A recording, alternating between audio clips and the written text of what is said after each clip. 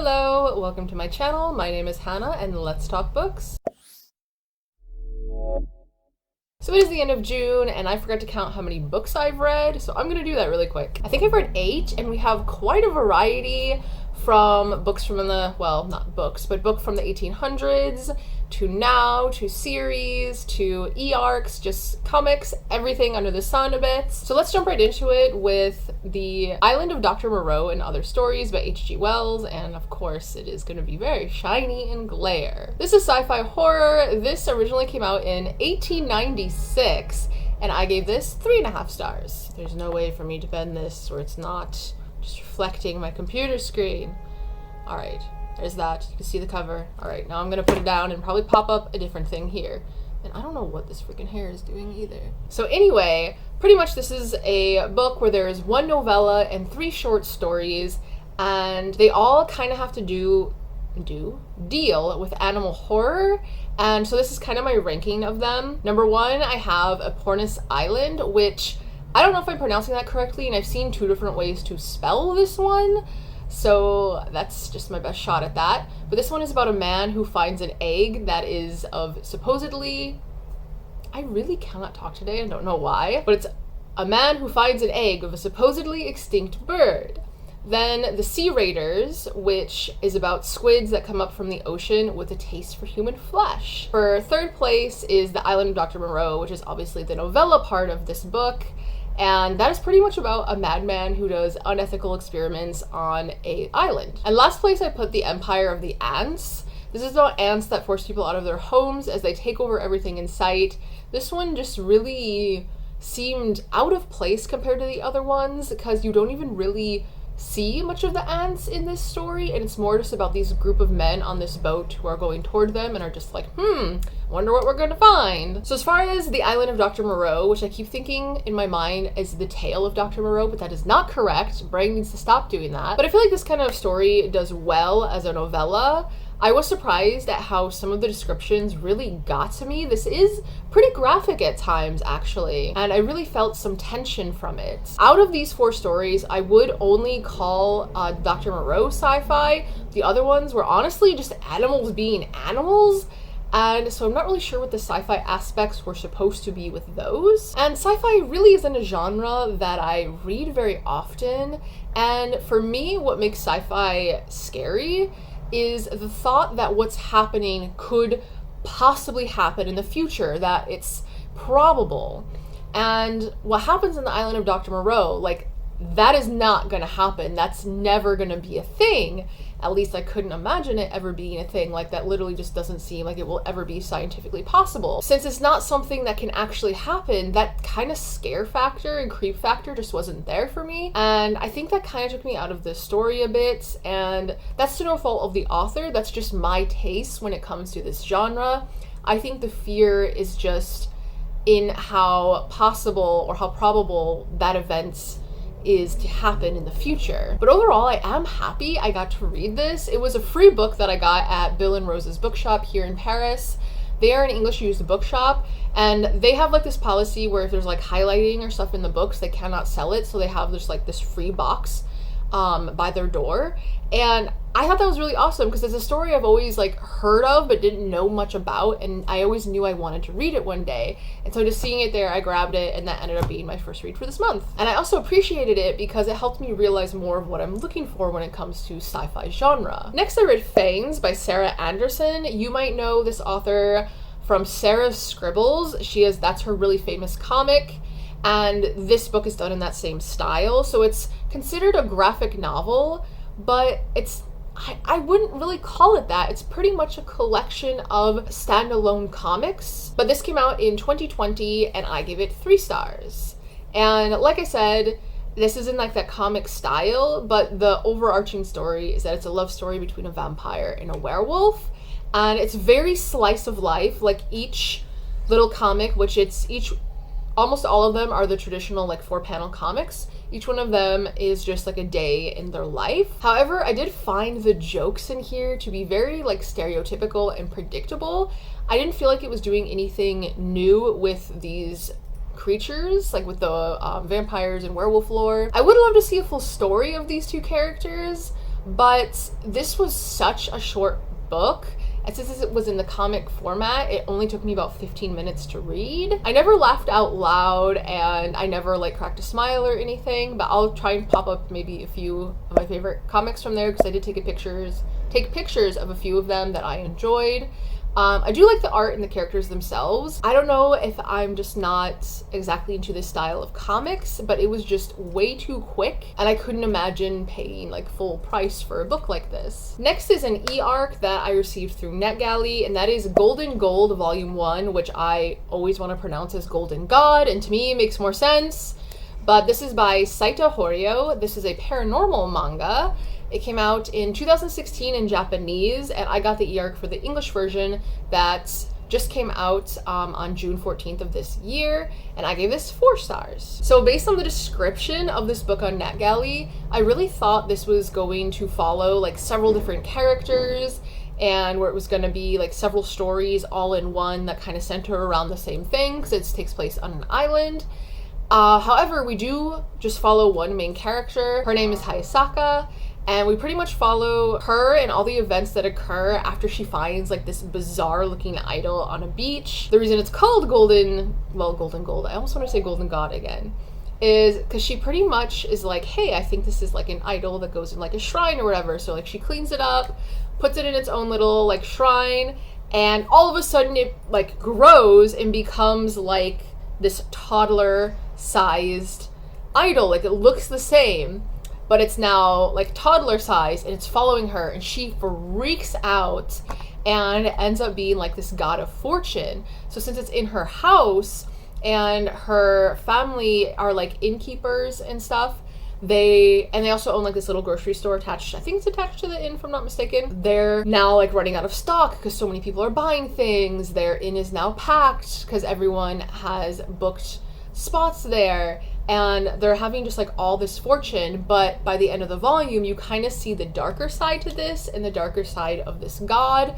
And also it seems like only her and 2 people that are visiting off of the island can see this god for what it is. Everyone else who has grown up and were born on the island, they see him as like this little old man. So it seems like only people that are from off of the island see it for what it is, and it just really seems like this bizarre story. It has some creepy moments, but it's really good at establishing the characters, and it starts off quite lighthearted, and like throughout most of it there is a humorous undertone, so I feel like it just spans so many different genres. But the way this volume ended, it definitely shows that there's something more dark happening, and so I'm really interested to read the next volumes to kind of see how the series expands on that. Next, I read Troy by Stephen Fry. This is a Greek myth retelling. It came out in 2020 and I gave it 3 stars. So these are pretty much all the myths leading up to and including the Battle of Troy. I know a lot of these myths like before reading this book. Mainly the ones I didn't know are the ones kind of leading up to it, but I feel like I know quite a lot about the story of Troy itself. So for me going into this, it really just felt like I was reading a Wikipedia page, and so that made it not very interesting. And I felt like Stephen Fry's a comedian, and so it seemed weird that there really wasn't much humor in this. Like it was mainly in a few footnotes and that was it. However, I feel like if you are interested in Greek mythology but don't know anything about it yet, like you're just starting out looking into it, I think this would be a very good entry point. There's so many name drops in this book that even Stephen Fry is like, I know you're not going to remember, but try to anyway. So there's like no expectation to try to remember all the characters or anything, and so I think this would be a good base to start if it's something that you want to try to get into. However, for me, this book took me 10 days to get through, which is very unusual for me. Usually like 3 to 4 days is what it takes me to get through a normal or like a regular book, and this one like it just felt so slow and I lost interest really quick. And this was the pick for the book club for June, and I really wish I didn't even bother because there's only me and one other person, which is the person that like runs the book club, who have said they're going to the meeting next weekend, and so I'm kind of bummed about that because it's like, why did I even bother reading this then? But yeah, I just really didn't find Stephen Fry's voice here to be very interesting. It doesn't really feel like he was adding anything new to the myths. Like this is a retelling, and so I feel like people kind of expect the author to put their own spin on it, and it's just not the fresh take that I feel like I was looking for and what most people would be looking for in a retelling. Alright, now we've reached the series. My next read was The Camelot Betrayel by Kiersten White. This is a YA fantasy / King Arthur retelling. This is book 2 in the Camelot Rising trilogy. It came out in 2020, and I also gave this 3 stars. So I can't really say much about what this book is about because obviously spoilers. But the first book in this series is called The Guinevere Deception, and I read it, was it June of last year or May? It was like either a year ago or just over a year ago. And pretty much I've just been waiting for it to come into my library since. But the first book is essentially Merlin is preparing this girl to pretend to be Guinevere because the real Guinevere died, but no one else knows about it. And she's gonna go marry King Arthur and try to be sort of like a protector for him. But there's a lot of twists and turns that come with that. And Arthur does know about like her not being the real Guinevere and stuff. So it's pretty much just her, Merlin, and Arthur that know, and so they're trying to kind of like fool Camelot, essentially. There's just a lot that happens that makes the situation a lot more complicated. All of the names that you know from the King Arthur legend, like Mordred, Morgan Le Fay, Lancelot, they're all in there, but they might not exactly be the characters that you remember from the tales, which to me, like, that's what a retelling is. Like, it switches it up a bit. Like in this book, Lancelot is a woman. Things like that. And so that's what the first book kind of is and establishes. And I gave the first book 4 stars because I really loved the characters. Like, to me, the characters in the first book, all of them are amazing. And just their character development and everything, it's just very interesting. Well, the second book turned out to be like 100% filler. It's just setting up for what the third book is going to be. And it's just all these weird little side quests that really don't have anything to do with the main plot. And also one thing I found really strange is the second book is mainly just conversations between the characters. There really isn't a lot of action or anything like that. And so it just kind of felt like we were hopping from scene to scene of just them talking to each other. I also found this one to start having everything feel very repetitive. Like what all the characters are doing, the events that are happening, everything just feels so repetitive. It's just the same thing over and over. And this is when Guinevere starts to actually come off as really annoying. She always jumps to the wrong conclusions, and this just leads to like huge fuck ups. And like you're just stuck sitting there going like, why? Like, why did you react that way? What the hell? And as we will see later on, I ended up finishing this trilogy this month. But before that, the next book I read was The Murders of Molly Southbourne. This is by Tade Thompson, who for some reason, when I went into this, I was thinking Tade Thompson was a female author. But then when I read it on Kindle, and so when I swiped to the last page, there was a man's face staring back at me. And I was like, oh, wow, I completely misinterpreted that name. So I thought that was kind of funny. I read the whole thing thinking it was a woman writing, and it was not.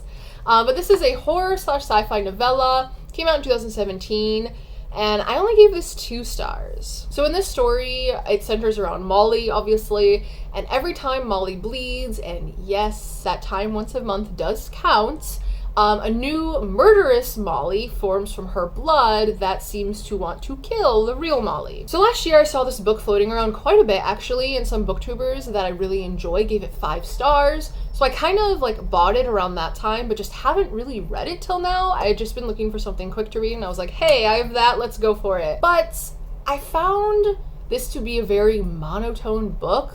Like Molly's voice just is never very emotional or anything like that. She's very one note and is just kind of feels very removed from her own situation. And because of this, even though she's literally hunted by like duplicates of herself, the stakes never feel high. There never really feels to be much tension because she just doesn't care. And if the character doesn't care, how are we supposed to care? There were a few interesting moments in this book, but there are so many plot holes that it really kind of took me out of the story at some points.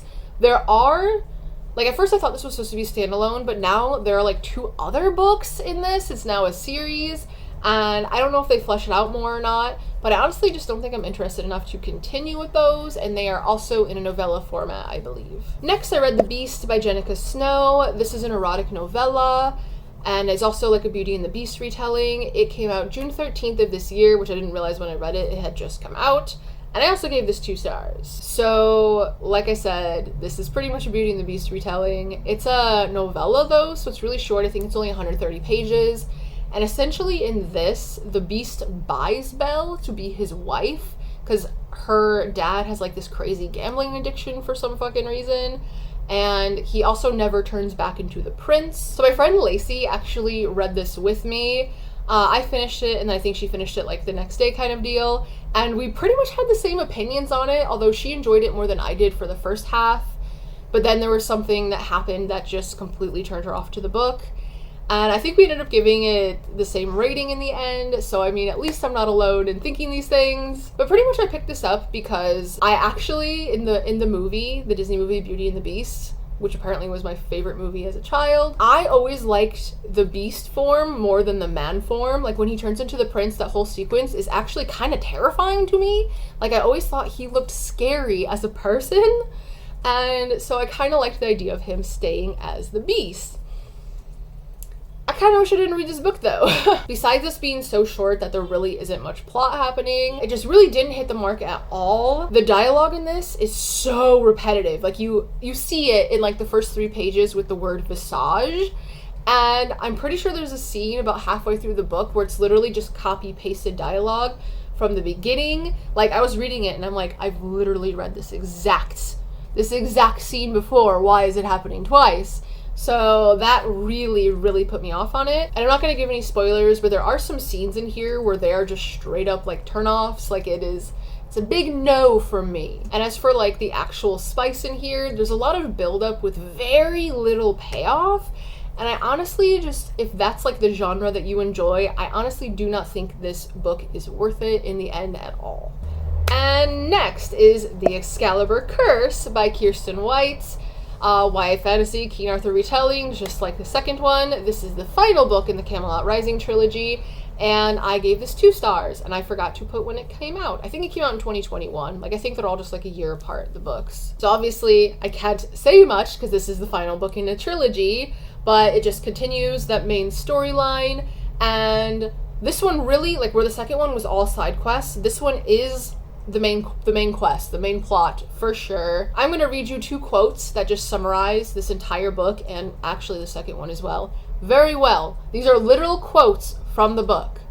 Guinevere had made a mistake, and now she had ruined everything. I mean, that's it. That's the book. Like, I really feel like book 2 and 3 just took all these characters that I love from book 1 and just destroyed them. Like, it really made them regress in their character development. And Guinevere, I just straight up, I don't know if I want to say dislike, but she's so annoying and frustrating. Like, I just kind of want to throttle her a bit kind of deal. The only 2 characters that felt like they were consistent throughout the books and felt like the same characters were Mordred and Arthur, which is not what I was expecting. But once again, Guinevere, she just jumps to these insane conclusions. Like, some of them, I really have no idea why she thinks the way she does. And she just completely ignores what everyone else around her is saying. Like, she's so fucking selfish. Like, holy crap. Like, I really just cannot get over it. She does not give a fuck what anyone else says. She is always right, and she's gonna do whatever the hell she wants to do, regardless what anyone else thinks or wants. Fuck everyone else kind of thing. And that is literally, it just happens over and over and over. And she's wrong each time. It's not like she's right. She's fucking wrong each time. And it's just like, how can you be this stupid? Like, it is the worst way to move a plot forward to me. Like, this is just awful. But also, Mordred, he got fucking hosed in this series. Like, throughout all of the books, they're like building up this kind of conclusion for him, this certain conclusion for him, and that gets completely like abandoned at the end. It never pays off. And there are some reviews on Goodreads that literally will just say like justice for Mordred, and I 100% get what they mean by that and agree with them, because I think he ended up being my favorite character in this series. Actually, he was a fantastic character, and he just gets the fucking short end of the stick at the end of this, and it is so fucking frustrating. So each book in this series, like the first one started out at 4 stars, second one was 3, and this last one I gave 2, although I probably could give it more like a 1.5. Like, it just wasn't it. And it just sucked because I rarely read series, and so this just kind of reiterated for me why I don't read series. And just how obviously bad Guinevere's decisions were just completely fucked me up. Like, you're left just looking at this book like, no one would act like this. This is just insane. And so for me, instead of this being called the Excalibur Curse, this really should have been called the Guinevere Curse. Like, if I was in Camelot, I wouldn't fucking want her there. And that was actually the last book I've read this month. The other day, I did start this book called The Dragon Hunt by Tran Vu. I meant to have it read for the end of this month, but yesterday we got home late, and tonight I'll be getting home late, and so I don't think I'll be able to get to it. I might finish it tomorrow evening or something, but still, I'll just have it in the following month's wrap-up. But this is essentially a collection of 5 short stories. I've read the first 3, and this author pretty much fled Vietnam with his brother, I believe it was, and ended up in France, actually. But the short stories are all very different from each other and kind of tie in with his life as well. And I don't want to say any more because this will be in next month's wrap-up, but that's what I'm reading right now. And this was one of the books that I got at San Francisco Book Company when I filmed my English bookshop video. So that's all. That is everything that I read for this month. I feel like a lot of it was mediocre, even though like the genres were pretty varied. So I'm hoping that I read a bit more better books this next month. But as always, thank you for hanging out with me. It is greatly appreciated. And until next time, bonne journée and au revoir.